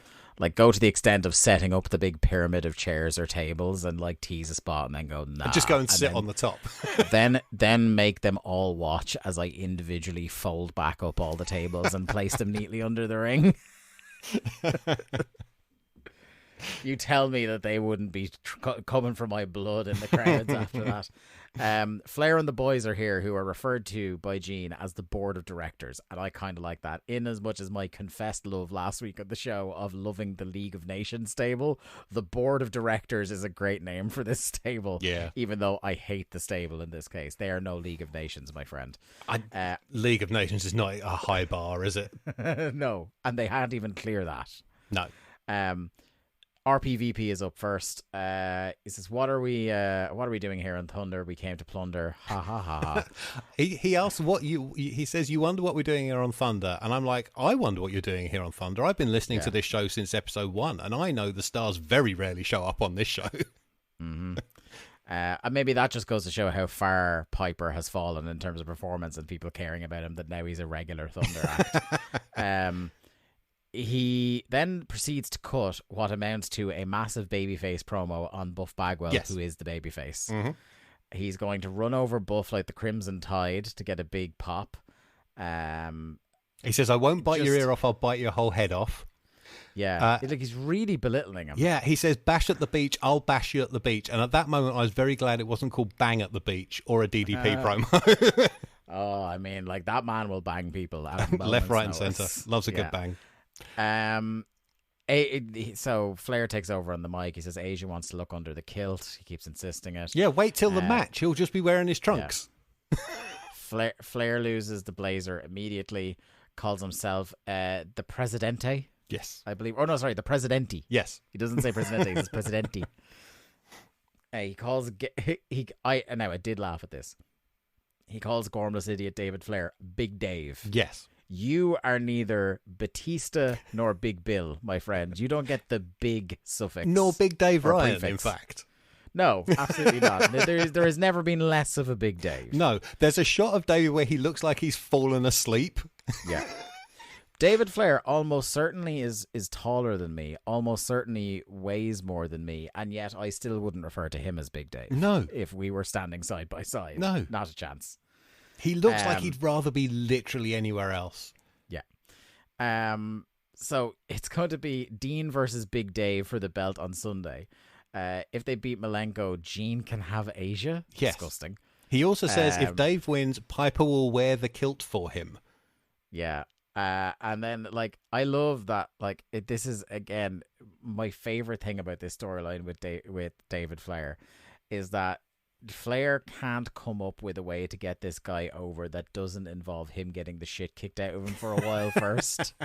That happened like, on Nitro why would you not, as well. Why would you not? He's got the belt now. Why don't you just put him against soup cans every week? Yeah. Like, just absolute, like, again, more Barry Horowitz matches and less, like, Dean Malenko, who might actually snap his neck. There was, so it's not to do with the people he wrestled, but there was a bit in the belt handing over on Nitro segment where I don't know if Flair did it on purpose or not, but he left his own son hanging for a handshake, and I died laughing. Incredible. Incredible. I like the end of this where Flair tells the director to zoom the camera out and get a wide shot of them all. Trouble is, that's the shot they're already on, so it just sort of limply zooms out a little bit. Yeah. A little bit more. He starts dancing and threatening to sleep with various women. He Bad does. segment. Yes. Then we get a segment that you very eagerly messaged me about to make sure that I would get to see it. This is one because I think I've analysed a couple of versions of this video now at this stage. But what did you think of the Rap is Crap music video? This is like the final version now. Yeah, so the reason I messaged you was because it includes footage from Nitro that was cut from the network version of Nitro. So the performance and includes footage from NASCAR. Yes, the footage of the performance where Hennig is in the red shirt was shot at the Georgia Dome on Monday. Okay. I liked how they seem to get introduced on the same stage by three different people, just with different camera angles, and they're trying to pretend they're in different locations, but the buildings in the background are always the same. Yeah. I love that nobody in the crowd is in on the joke. Yeah. Like, this is now my favorite. Like, I love this. I turned a corner on this bit pretty recently. Yeah. But the two things I love about this are, one, there are people that are unironically into this song. They don't realize it's making fun of the people that they are. My other favorite bit is there is not even a passing attempt to make this guy's singing voice sound anything like Kurt Hennig. No, it might as well be Luciano Pavarotti. This is made abundantly clear on the Nitro performance where Kurt just sings over the top of the track. Yeah. The other bit I liked about the Nitro performance is that Barry Windham's drums are completely silent, and he's just playing the standard 4/4 even during the fills. And I love as well, like, they show band hijinks on their fake tour. Yes, like playing poker and Big Bob Cum cheating at poker with all the cards stuffed in his hat. Great stuff. Great stuff. Yeah. This is a tremendous comedy bit. Oh, it's really good. I actually like. I thought I'd be really eye rolly about it, and I genuinely thought it was going to be much more racist. Yeah, because I hadn't watched this back since then. I was like, this feels like it was probably very racist, but it's actually a very smart bit that's like lampooning the people who love country and say rap is crap. yes. Like it's much cleverer than I would ever ascribe credit to WCW for normally. Like they really happened upon something here by complete accident. And the stupid song has been stuck in my head all week. Oh, it's Like, a I was banger. legitimately earlier trying to remember the name of the NASCAR driver they reference in it. And I simply couldn't. The only one I know is Dale Earnhardt, and it's not him. Yeah. So next up, singles match, Kidman versus the Disco Inferno. Seems like a weird one because Kidman is an act that they're kind of sort of pushing, and then Disco is a guy that, like, it feels like a match where you didn't have to put these two against each other. Like, you could have given Disco someone else lower for a tune-up match. I guess Disco's just a man they're pushing more at the moment. Yeah, I guess so. Kidman rushes in early and is all over Disco until Disco cleans his clock with a lariat and a running neckbreaker. Disco has the heat. Tenay this is like a classic flash forward, and this definitely got Garrett Kidney's hackles up. Is that Tenay throws to the back as Steven Regal is appalled that on Friday he was beaten up. He'll be at the Hardcore Invitational, the Scrapheap Challenge, to give everyone a hiding. Back in the ring. Well, Larry then asks, what is a bloody good hiding? And I'm like, Yes. You feuded with him 5 years ago. He must have given you at least one or two. Yeah, I would imagine. Back in the ring as Kidman does a plancha. Disco kind of shakes off the after effects of that, does a pop-up atomic drop. Big middle rope crossbody and a sky high from Kidman for 2. Then shenanigans begin. Cat and Sonny comes out. It's He's got Miller the red time. shoes on. Yeah. Disco, never have I been less jazzed by it being Miller time. Disco hits a pile driver out of absolutely nowhere. Tenay pleads, could you stop cutting to the cat? Yes. As Yes. Kidman kicks out. This is again another like mask off moment for Tenay. He's just sick of this shit. Bulldog from Kidman, but he gets kicked by the cat for the DQ. Sonny then attempts to hold back Disco as a cat winds up a kick. He clears Sonny out instead with the kick, and then Disco hits a last dance and stands tall. You missed possibly my favourite spot of the... Well, I don't know, favourite spot? A notable spot of the match. Man of Kids gets thrown over the top rope and hits the mats on the outside like he's Cactus Jack. He slams into the ground so hard. Yeah, for like this meaningless match in the middle of a Thunder. Yeah. Not even a pay-per-view. Yeah, and then at the end, Disco gets a pop for using the finisher of the biggest star in wrestling on Miller and gets the dancers. Inferno was shockingly popular. Yeah. Oh, like so disproportionate to how bad he was and how bad the gimmick was. Yeah. Good. Like it was a little bit funny during the Dancing Fools era with Alex Wright, and but no one took either of them seriously. Yeah, have they gained and lost Magnum Tokyo yet in your timeline? I can't remember when he turns. Yeah, yeah, no, he's long gone. And so Alex Wright at this point in time, I can't remember if I mentioned this on the show or if I had researched it in between shows. So they had started airing vignettes for Berlin. Okay.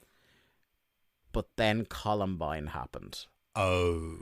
And they shelved him for like 6 months. And then by the time he resurfaces, he has the wall with him. I see. So thank God for the course of wrestling history that they did shelve him. Yeah. But yeah, so Alex Wright has been off TV for most of this year, I want to say. I can't remember the last time I saw Alex Wright. Like, I know the peak of the Dancing Fools and Magnum Tokyo was like around Road Wild the previous year. And then they lost Magnum Tokyo. Alex Wright vanished. And they don't want to. They don't want to do what they did with Sting in between characters, where he's just the old character with new weird hair for a bit. Yes. Yeah.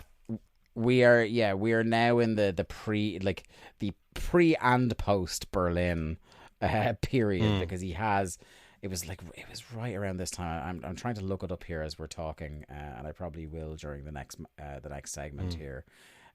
As I ask you your thoughts on the Jersey Triad, who are up next. Slightly before that, my version had a Bam Bam Bigelow t-shirt ad. Oh, Yeah, he has one of the shirts and he's pulling at it, he's jumping on it, he's biting it, he whacks it with a pallet and a bin and a sledgehammer, and he concludes it's as hardcore as he is, and you cut away just before he takes an angle grinder to it, which probably, to be fair, would have fucked it up. Oh yeah, so here we are. So promotional spots began airing on WCW television in May. Okay, and this is for July, isn't it? We're talking about here. Yeah. Featuring Wright as a surprising new Rivet Head style character named Berlin. With a black mohawk goatee replacing his blonde hair. He was clad entirely in black with a long trench coat and arrogantly refused to speak English. He spoke through an interpreter, Uta Ludendorff, and was accompanied to the ring by a large wrestler known as The Wall. The promos coincided with the aftermath of the Columbine School Massacre, which put a hitch in WCW's plans and shelved him for several months. So he would debut about a month after this. August 30th is when he returns on Nitro. So there you go. But yes, the triad, self high five, smells like white spirit plays, and they're out for a promo. I like this actually, and I like them as a group. Like Bam Bam. I love all three of these guys. I think DDP is horribly miscast as a heel, but I love these guys. Yes. However, he's not miscast in the way that he's bad at it. He's just better at being a babyface. No, he's more natural as a babyface. And people wanted him to be a babyface. Like, no one was happy when he turned heel. No. I mean, I forget that he was a heel when he won the title at Spring Stampede like 3 months ago. Yeah, like, and because the people pop when he wins, so I just assumed he was. I only had that in isolation on a VHS tape, so I just assumed he was a babyface going into the match the whole time. It's one of those early times where like it was a thing where they turned him and the crowd were just like no, and they refused, and they still cheered him for like a long time until they were just like okay, fine. But these three as a group are very entertaining. I think they need to like shift Bam Bam into more of a bodyguard type role because he's not suited to the talking part. And I think, as you mentioned, like last time out, like he's not suited to being a goofy ringside manager in the way that Canyon is like perfectly suited to be. Yeah. But like as a hard nut bodyguard, he would be perfect. Yeah. I honestly think and it's funny for a man the size of DDP, but I think almost of the three of them, DDP is the one that's suited to the role of like hiding behind. Yeah, Bam so Bam. He should be the star of the group, and the other two are there in service of him, and they have their roles. They have the goofy manager and the hard nut bodyguard. Yeah.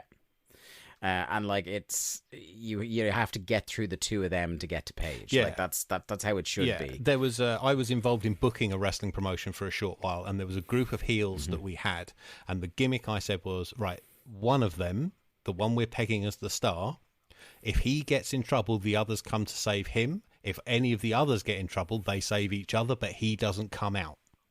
Yeah.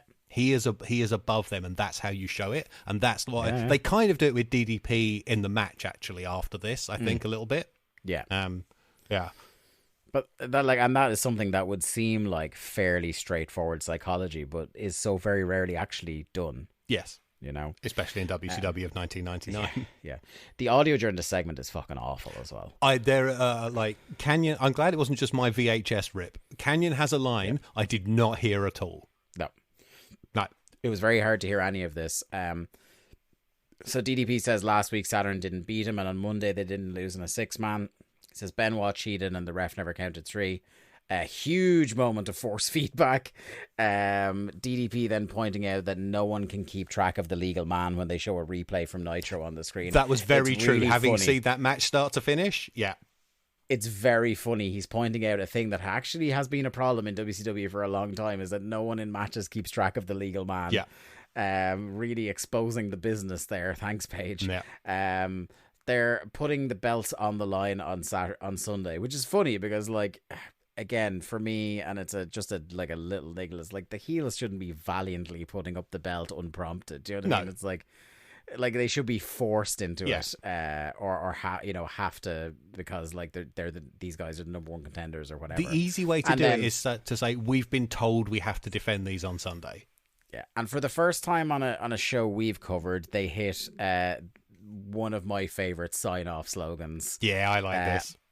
Bada bing, bada boom, bada bang. Yep, excellent, perfect catchphrase for these three. Yeah, and again, this is 1999, Sopranos. Yeah. Like this is, do you know what I mean? Like this is this is topical. So I like Topical that shit. DDP said, I called them the Radicals because it was easier to write that down. He says they don't stand a snowball's chance in hell of beating them. And Larry Zbyszko apparently has never heard of a snowball. So he's never been to a bar. Well, yeah, no, it's only a golf ball. That he's heard of. That's- He's never been to a bar. He's never seen Clerks, or he's never seen snow. Yeah. In a row? And as a man who That's beautiful, man. spent a lot of time in Minnesota, like don't believe he's never seen snow. Yeah. I mean, in a number of ways, I wouldn't believe that man's never seen snow, but we won't get into that. Fair. Singles match, Canyon versus Chris Benoit. Benoit looking his usual delighted self to be here and all these shenanigans. Corner charges from Canyon reversed, and he did this brilliant moment where Benoit reels back to give a chop, and he's like, fuck this, gets out of the ring. I like so that's a running gag throughout the match. Yeah. Like he doesn't I like that Canyon didn't necessarily bail to the outside. He just sort of swabbed out of the ring. Yeah. Just refusal to be involved. Yeah. They do it a second time. He's like, fuck this, like evades another chop, and baits Benoit into chasing him around, and then does the WCW classic when they go back in, heel in first, babyface in second, and gets clubbed on the back of the head as he slides under the bottom rope. Yeah. Remember earlier, everyone, when I told you to make a mental note of something? Well, Tenay has been just handed a note. The WCW's executives say that Savage is not allowed on TV tonight. Yes. Like, they're trying to do the too dangerous for TV bit, and they have done it in the lamest way possible as two offhanded anecdotes from Mike Tenay. However, I can also buy that he did actually turn up at the building and they went, no, you slapped a woman on live TV last week. Fuck off home. Yeah. Our lawyers will be in touch. Or alternatively, they had timed out that there would be a Savage segment at the end of the show. Also and then possible. Completely lost the run of themselves. Like Flair ran over by 5 minutes or some shit. So Canyon tries to post out of the corner. Benoit applies the brakes and finally chops the tits off him. Yes. Amazing. Does one of my least favorite spots in wrestling where he blows snot on him. Snot rockets. I hate that shit. Awful. Hate it so much. I can't be doing with spitting. I can't be doing with any of that kind of thing. And it's even worse in like a post-COVID world. Oh yeah, it takes on a new context. It's horrible. Doesn't it? Yeah. So we get another cut to the back as a rare Mikey Whipwreck sighting. Jimmy Hart. I thought Mikey was already gone. Yeah, but no, he's still here. I do believe it's even made a point of by Jimmy is like, you're never on TV. Basically, he says to him. I do believe he gets injured in the Scrapheap challenge, and that is his final WCW match. That's it. And he's back in ECW by the end of the year. I am not going to be able to not call it the Scrapheap challenge. Sorry, man. This is entirely your fault. So Team Madness are apparently losing it backstage that they're not involved tonight. Canyon cuts off a comeback with a sit-out Alabama slammer that looked cool. Well, firstly, he smacks Benoit in the head with the title belt at ringside. Yes. And when the ref comes to challenge him, he's just cradling it and kissing it. Yeah. And then he stands up and directly into the camera goes, oh my, that hurt, because he's still selling the chop. If you don't think Chris Canyon was a genius, I think less of you as a human being. Honestly, I was like watching this and watching the previous Thunder and watching like the 6-man on Nitro. He's 15 years ahead of his time. Mm-hmm. Like if he came around now, he would be more accepted as a worker for the stuff he does. Yep. And I think he would still be innovating though. Yeah. And he would be more accepted as a person. I think as well. Yeah. Like he 100%. Would be able to be open about his sexuality and that kind of thing. He would be fucking scissoring with the Acclaimed every Wednesday night. Yeah, he would. And he'd be so good as part of that act. And that's exactly where he'd be working. Like, you think about the amount of people in that company that like he helped break into the business. Like the one that shocked me after he died that like spoke about how he helped him get a leg up in the business was Brian Cage. Yeah. Like, as I knew about his association with the Young Bucks. But I don't think I knew about the Brian Cage links until Darkseid did the episode on Canyon, which was really good. Yeah. But yeah, he's just like such a great... And again, I mentioned it last week of the show, but I'm so giddy that we're only months away from Positively Canyon. Yes. as soon as the canyon cutters start, I am going to be in heaven. Random canyon cutters man. in the background of like the outside shot of the arena and that kind of thing. And I'll tell you, like, one of the things that made me maddest in the invasion was that, like, I love DDP and making him into like a creepy sex stalker. I hated. But that whole storyline, Canyon, fabulous. Yeah. With his Alliance MVP t-shirt, and no one took an I'm scared ass whooping like that man. Just tremendous human being. Yeah. Tremendous. He deserved so much more in life and from the business, but yeah, sad story. Very much so. He is fabulous in this match. We get Benoit hitting a gnarly looking dragon suplex, then shortly after hits like just the most like just this superplex that he just somehow puts a little extra sauce on, and they both like bounce off the mat. It is possible to say many bad things about Chris Benoit as a person. Mm-hmm. As a wrestler, he was amazing. And yes. Like I dislike the signature bump. I don't like wrestlers having a signature bump. I've gone off on this on Must See Matches several times. I do love the Chris Benoit superplex that's delivered with so much force, he himself bounces up over onto his stomach and has to sell it. Yeah. So Benoit goes up top, but Bammer crotches him. Saturn out to take him out. Back in the ring, crossface is in. Bam tries to headbutt him, but Benoit moves. He hits Canyon. Benoit hits a headbutt of his own.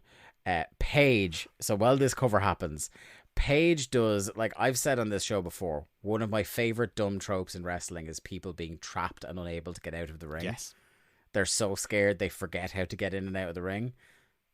I'm putting right up alongside how much I enjoyed that.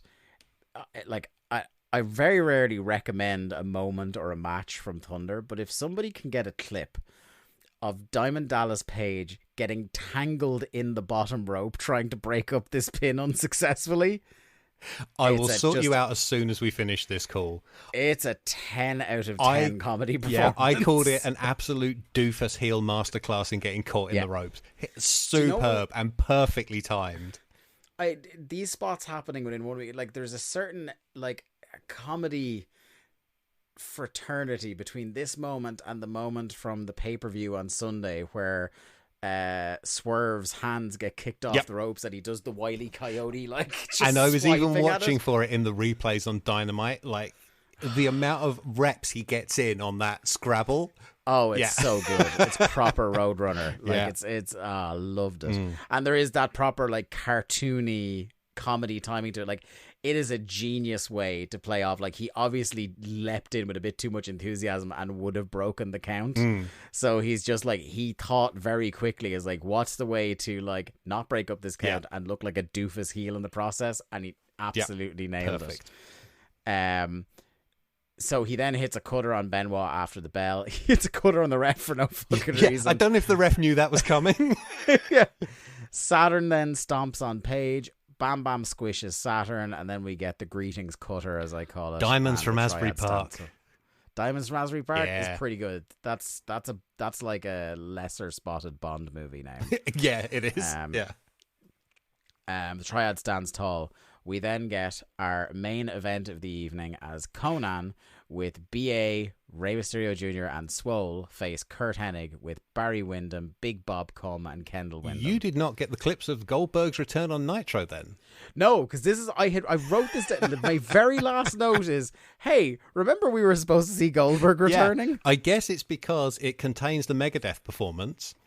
That will do so it. It's the last 30 seconds of the song, and then the lights go out for a long time, and Goldberg yells, "I'm back!" And the lights come up, the smoke, the stage is filled with smoke, and he's there, topless, in jeans, with fucking enormous traps on him. And then they just cut the lights again. Love that, man. So the way it's set up, it would be super easy for a WWE production intern to just cut the Megadeth performance off and put the Goldberg clip in. Yeah. You need to celebrate the man's return from filming Universal Soldier 2. You do. Is it Universal Soldier 2 or Universal Soldier The Return? Because that Universal Soldier has forked sequels. Oh, I'm not sure then. Yeah. Well, we're going to be watching it for the show, so we will be feeding back once this film premieres. There are multiple sequels to Universal Soldier. The Dweeb Cowboys are out. Fucking Barry hell. Windham in full camo is incredible. Yes. Left over from his stalker wardrobe, I guess. Before this, though, I wrote an explosion in an explosion factory goes off on the stage to signal that it's time for the main event. I love the main event. It's like, what do we have left in the pyro budget? Fuck it. This is also the week of July the 4th, though. Yeah. You gotta go hard. So, something that, watching this lot, and something I've noticed before, how much Bobby Duncombe Jr. looks like he's another Wyndham. Yeah. It's really hard to tell him and Kendall apart. He looks more like a Wyndham than Kendall Wyndham does, in my opinion. I ended up calling him, calling Duncombe WTR hair, fucking hell, ruin my own joke, and Kendall WTR balding. Because that's the only way. When they've got their cowboy hats on, like from the back, as they are mostly shot in this, it's so hard to tell them apart. K-Dog is wearing a shirt that says K-Dog R.I.P. Yeah, what? I don't know. And then I'm assuming this is the person you were referring to earlier in the show. The fucking size of Chase Tatum. Oh, so I wrote Conan is accompanied by a small child, a road dog impersonator, and a full bedroom furniture department disguised in camo. These men are huge. This is the first time the No Limit Soldiers showed up. I was like, this is a group of hilariously proportioned men. 4x4 was the one who got me. There is like he's called. There's Big Swole. Yep. There's Chase Tatum. There's BA, and there's what's his name? 4x4. You just said 4x4, who is the man that's shaped like an inverse triangle. I don't even know if he's that. I assume he's called 4x4 because he's the size of 16 Rey Mysterios. Oh, okay, then maybe it's swollen. There's one of them that basically starts off real wide and tapers down dramatically. Oh no, 4x4 doesn't taper. He's proportioned. He's proportioned like a Transformers toy. It looks like he was a 4x4 and he's just changed into robot mode before walking out. But all of these men are, as Lee would say, fridges. Yeah. I caught sight of Chase Tatum for the first time when me and Aaron did Saturday Night recently. And somehow in that 2-week span, he has now joined the No Limit Soldiers. It's just like genuinely like they were backstage and it's like, what are we missing? As like, we've got a fridge. We've got the inverse triangle. We've got an Armstrong. The one thing we're missing is someone shaped like a rectangle. Yeah. And that's him. He is just like any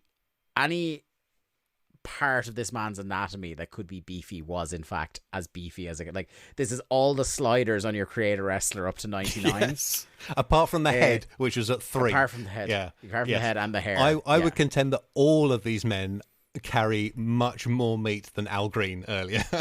Yeah. I'll give you that. Conan actually, like, and you can tell he knew this match wasn't going along because Conan was bouncing around at a clip for once. Yeah. So that's how you calculate, because like he moves like a fucking glacier, not like Glacier, like a glacier. I would never disrespect Glacier like that.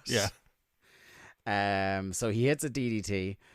Goes for Kendall on the apron, but Hennig jumps him. Then they get the heat. Hennig pops up like fucking morning wood. He is up so fast after this DDT. Right. There's something about like this whole angle that like Hennig is like a man reborn. Like, he looks like he's actually enjoying himself, whereas he's really just been sleepwalking since, like I said, like understandably since Rick Rude died. Like that kind of, I think, took a lot of the wind out of his sails in terms of like enjoying himself in wrestling. But he seems to be like just has a new lease of life here with these fucking goofs. Rolling clothesline from Conan to cut him off, hits a face buster. Hennig drags Conan through the ropes to the floor and everyone starts brawling again and again. Another brawl that's massively over with the crowd. Inside the ring, Conan attempts to lock in the Tequila Sunrise, but Wyndham hits Conan with the cowbell and Hennig wins. I then did not describe blow by blow what happens next. I just wrote chaos. I wrote WTR, head for the hills as Tenay does the final pay-per-view shill. Yeah, the dorks celebrate and trash talk on the ramp singing along with the song. And this is where I realised I never saw Goldberg. So I'm thinking about the rolling clothesline. I'm not sure if it's Regal, Fit, or Taylor who tell the story of the first time they had to wrestle Conan. Okay. And he told them, watch the clothesline as he whipped them into the ropes. And as they hit them and turned round, he was nowhere to be found. They couldn't see him because he was in the middle of the roll. And then they just got a bicep in the face as he popped up off the mat. I mean, he did tell them to watch the clothesline. Yeah. So, This sucks. Kieran, yeah, this is bad.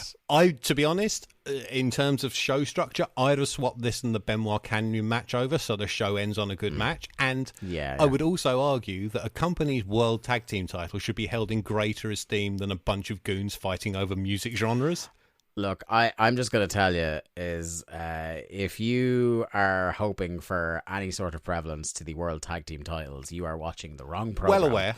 Having been a long-standing WCW fan, I am well aware that the tag team title very often gets short shrift. They are less of a title and more of a bit in this company. I mean, but they are belts as props even before Russo shows up, aren't they? Yeah. Particularly in 1998. we are now at the end of Thunder episode 70. So before we go to our little game, I must ask you, who are your winners and losers, and what did you think of the show overall? Overall, I really quite like this show. Like, I think, I mean, I knew what I was in for when I said, hey, do you want a hand? And to be honest, I thought you were going to go, yeah, come on one of the Patreon shows. And you were like, no, come review Thunder with me. And I'm like, okay. I had literally just had a conversation an hour previously with Lee going, oh yeah, no, I must actually like send out a message in the VOW Slack to see if somebody, and then manna from heaven, you came into my DMs. I honestly, like maybe the most regrettable DM slide in the history of Twitter. Well, I don't know. Like, I got a live show. I got a pay-per-view go-home show. Yeah. Benoit versus Canyon was genuinely good, like a good 10-minute wrestling match. To some extent, Disco versus Kidman was as well, until they made Kidman look like a fucking idiot at the finish. Even Hammer and Al Green kept things within their wheelhouse and didn't shit the bed, and their finish looked really good. Because apparently, Al Green got an extra tenner for every inch he jumped off the mat. I did not like that every match had a run-in. Not to undercut Ludwig Borger's spot at the end of this show, but I think there was interference leading to a finish in all 6 matches. But it's 1999 television wrestling, and you're trying to build every match has something that leads into something on the pay-per-view. So you're trying to show the conflict to get those buys. Overall, though, perfectly happy with this show. Winners and losers? Yeah. Canyon in capital letters, best thing on the show. Yeah, I give it that. Possibly even more so had his microphone worked. And the Triad in general, I'll put them in the winners column. Begrudgingly Chris Benoit, because he was also good in that match. And you might laugh at this one, Lenny Lane. I thought he performed perfectly well in that opener. He got more over as a character, and him and Lodi were like given something by beating Guerrero, even in the way they beat him. Like, it works for their characters and their spot. Yeah. And now they've got something they can hold over people. It will be we beat Eddie Guerrero. Yeah. Losers, Kidman for being made to look really silly at the end of his match, where he wins by disqualification because his opponent's enemy kicked him in the head. Smart guy Nash for booking himself into a dumb stip in his own title match. And David Flair for being a gormless wazzock.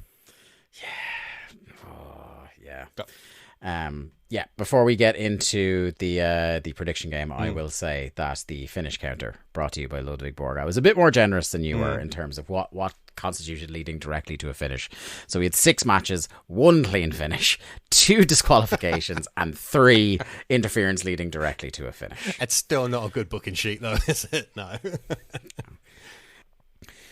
So, unfortunately, Kieran, you're in the unenviable position of being in Lee Malone's chair on a go-home show for a pay-per-view, which means it is incumbent upon you to guess the card for Bash at the Beach 1999 based on 3 episodes of television you've watched. So, how many matches are there? Kind of, can you leave kind me of there? more. I will tell you that. Yeah. You kind of, in some ways, you have more context because you've actually seen some Nitro than we usually have. But in terms of quantity of show, you have less.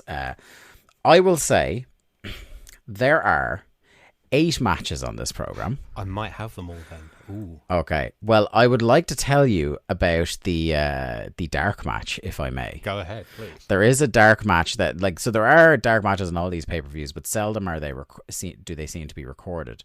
This one is recorded on both Cage Match and Wikipedia. And stop me if you know any of these names. I believe it's CG Affy and Jeremy Lopez defeated Jamie Howard and Jet Jaguar. I've heard of Jet Jaguar, but I don't know why. Okay, so Jeremy Lopez and Jet Jaguar are best known by those names, but the other 2 wrestlers are not. Is Jamie Howard Jamie Noble? He is. And who was the other one? CG Affy. That sounds like someone has made a very bad anagram out of someone's actual name, but I can't place. This is a man who would later go. Well, could I give you the hint of saying this man very famously broke his arse? Is it Johnny the Bull? Oh, actually, sorry. It was Johnny the Bull that did it. No, it's Tony Mama. Oh. yeah. I could think of 3 people who broke their arses, and the other one was X-Pac. For a second, I was like, did he break his arse as well? But no, you're right. It is Johnny the Bull. So it's Tony Mamalu. Okay. Is CG Affy, and I thought that was very good. So you have got a grand total of 8 matches to guess on this show. Now, I will say, I will be nice to you in that in one of them, you don't have to guess all the participants. I think you may know which one I'm referring to. So I think we have Randy Savage and Sid Vicious versus Kevin Nash and Sting, where whoever pins Nash will become the champion, even his own partner. That is number 1. Yes. World Tag Title, Triad versus Saturn and Benoit, and I believe it's DDP and Canyon as the champion team. No Limit Soldiers versus... Well, it is. It's officially a handicap match with all 3 of them. Is it? Okay. Yes. All right. No Limit Soldiers versus West Texas Rednecks, or the Cowboys, as Tenay keeps calling them on commentary, in an elimination match, 4-on-4. That is 3. TV title, Rick Steiner versus Van Hammer. That is 4. Buff Bagwell versus Roddy Piper in a boxing match with Mills Lane as the referee. That is unbelievably specific and accurate. Although Tony Schiavone on commentary on Nitro says it's a quote, taped fist type match, so who knows what you'll actually end up seeing. I've seen Bash at the Beach 1999, by the way, a long time ago. I remember none of this. Okay. US title, Dean Malenko versus Gormless Dave. Correct. 6. Disco versus Cat. You got 2. Yes. And then Scrapyard Challenge, which I think it's 15 people. Do you think you have I don't them all? have all of them. Okay, right. I thought Bigelow was in it, so I'm going to have to cross him out. I think I have. Bigelow is not in it. No, one. I'll give you the number. I have the number here. 1, 2, 3, 4, 5, 6, 7, 8, 9, 10, 11, 12, 13, 14. I think I've got 11. Okay. Hack. There's one of them I will be stunned. Possibly 2 of them. I'll be stunned if you have them. Okay, so Hack is in there. Brian Knobb. Brian Knobb is there. Mikey Whipwreck, I know. Mikey Whipwreck is there. Dave Finlay. Dave Finlay is there. That's 4. Steve Regal. That's 5. Dave Taylor. Darren from HR. Yes, that's 6. Hugh Morris. Yeah. Jerry Flynn. Fun note about Jerry Flynn. He was in FMW's first ever no rope exploding barbed wire match. I discovered recently. Useless Horace Hogan. La Parka. Silver King. They're the ones I've written down. I think Psychosis might be in it. He is not. Damn. But I thought Cyclope is. I knew there was at least one other luchador. And then, I mean, after that, it's just pick 'em from the morass that was the WCW roster in 1999. I can't remember if you said Hugh Morris. Yes. Okay. So the ones I'll read out the ones I have before the ones that are absolute shockers to me. The final two. Fit Finlay, Brian Knobs, Cyclope, Dave Taylor, Hack, Horace, Hugh Morris, which sounds like a rhyme. Jerry Flynn, La Parka, Mikey Whipwreck, Silver King, Stephen Regal, and Flyboy Rocco Rock and Johnny Grunge. No way. I thought they were gone. Yes. The children are going to emulate the grunge one last time on pay-per-view. Oh, man. I thought they were gone. Well, they might as well be. They're in the Scrapheap challenge, So mate. I thought there were more matches on this show because I also wrote down Eddie Guerrero versus a luchador ? And then cruiserweight title match. Who the fuck is the champion anyway? What do you think this match got out of 10 on Cage Match? The Scrapheap challenge? No, this whole Oh, show. the whole show? Oh, God. Yeah. If it's higher than a 4, I will be shocked. Well, you're not going to be shocked because it's 1.8. Holy shit. The lowest rated match being the boxing match, which got a 0.5. Oh, my God. Oh, my God. Well, inexplicably goes for 7 minutes. But I'm delighted to see one thing you didn't get about the... I didn't hear you say anyway about the boxing match, is that the boxing match marks the return in Buff Bagwell's corner of one Judy Bagwell, former WCW World Tag Team That Champion. does get mentioned in Piper's promo, doesn't he? He's talking about you're going to have your mama in your corner, and one of Tyson's opponents, whoever it was, had his mama in his corner, and that leads into the I'm not going to bite your ear off, I'm Yes. going to bite your whole head off line. Yeah. So, Wow, what a show. what a pay-per-view we have on offer. Can't wait. Yeah, Can't wait. I've got to say, I would not be chucking down the $29.95 for that. Yeah. I feel like this is going to be one where Lee's like, oh, actually, no, I'm not actually back yet. Am I back again in 2 weeks? Miraculously back for episode 71 then. Thank you so much, Kieran, for being on the show. I had a great time chatting with you. Before we hit the road here, though, give us some plugs. Where can people follow you and listen to more of what you do? So, Mark Buckledy and I present Must See Matches every week. That is a podcast covering the top 104 matches wrestling fans think other fans need to see, as crowdsourced by Mark on Twitter. Dave, as he mentioned earlier, recently made his third appearance to talk about his pick of Johnny Gargano versus Andrade Cien Almas from TakeOver Philadelphia. This weekend just passed, we just dropped our episode on Bret Hart versus Mr. Perfect from SummerSlam 91 with Arnold Furious as the guest. On Sunday, we are skipping ahead 1 year for more Bret at SummerSlam, and this time it's the British Bulldog match from SummerSlam 92 at Wembley Stadium. Topical. Timely. Yeah, exactly. And Alan Cheapshot is in the guest seat. That has been recorded. It goes through the editing process tomorrow and will go up on Sunday. A great time talking to Alan. Was there any Big Daddy for Hall of Fame chat? There was Big Daddy did get mentioned by me, but oh really? Yeah, but there was no. Oh, you stole Alan's no bit. Hoff chat. I thought I'd get in there quick. Yeah. You can find that on Spotify, Apple Podcasts, Google Podcasts, Amazon Music. You could lift a rock and find it. There's probably an episode on the bottom of your shoe. We are everywhere. If you're really struggling, you can go to linktr.ee/must-see-matches for all the ways to subscribe. We are at Must See Matches on Twitter, Instagram, and Mastodon. And if you really want to follow someone complaining about the booking holes and terrible camera work of AEW every week, you can follow at Kieran Edits on Twitter. I also want to drop in that last weekend, if I may, I was on another episode of GCP where Andy and Ogden and I reviewed more of the steaming dumpster fire that is the 1999 British wrestling TV show UWA Wrestling Rampage, which did scrapyard matches before the Junkyard Invitational. Their matches were taped before the one you're going to watch. The original Scrapheap challenge. Yeah, and I think we did call that on the show, so I kind of stolen a joke.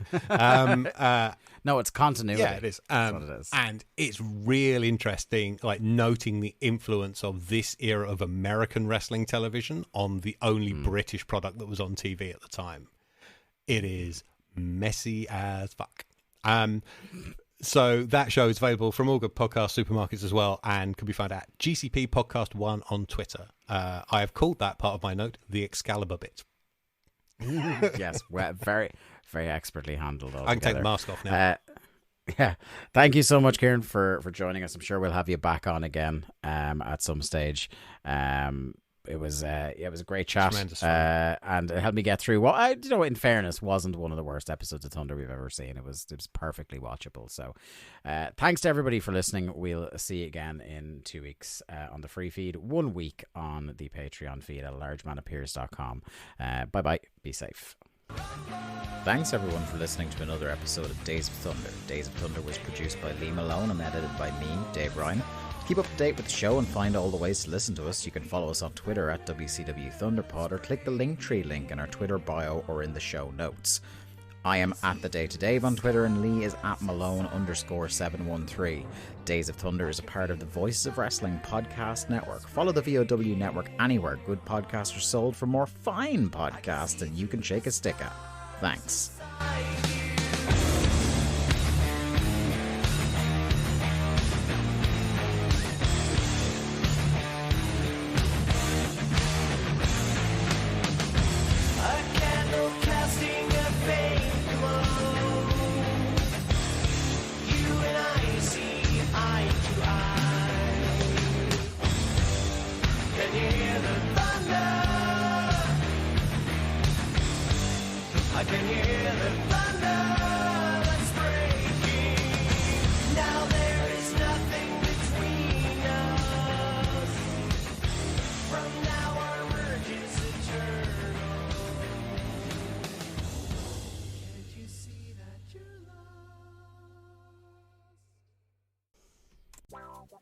Do you like wrestling trivia? Then check out the 5-Star Match Game, the Pro Wrestling Quiz Show. I'm Joe Gagney. In every episode, I grill 3 contestants with 5 rounds of power-packed wrestling trivia.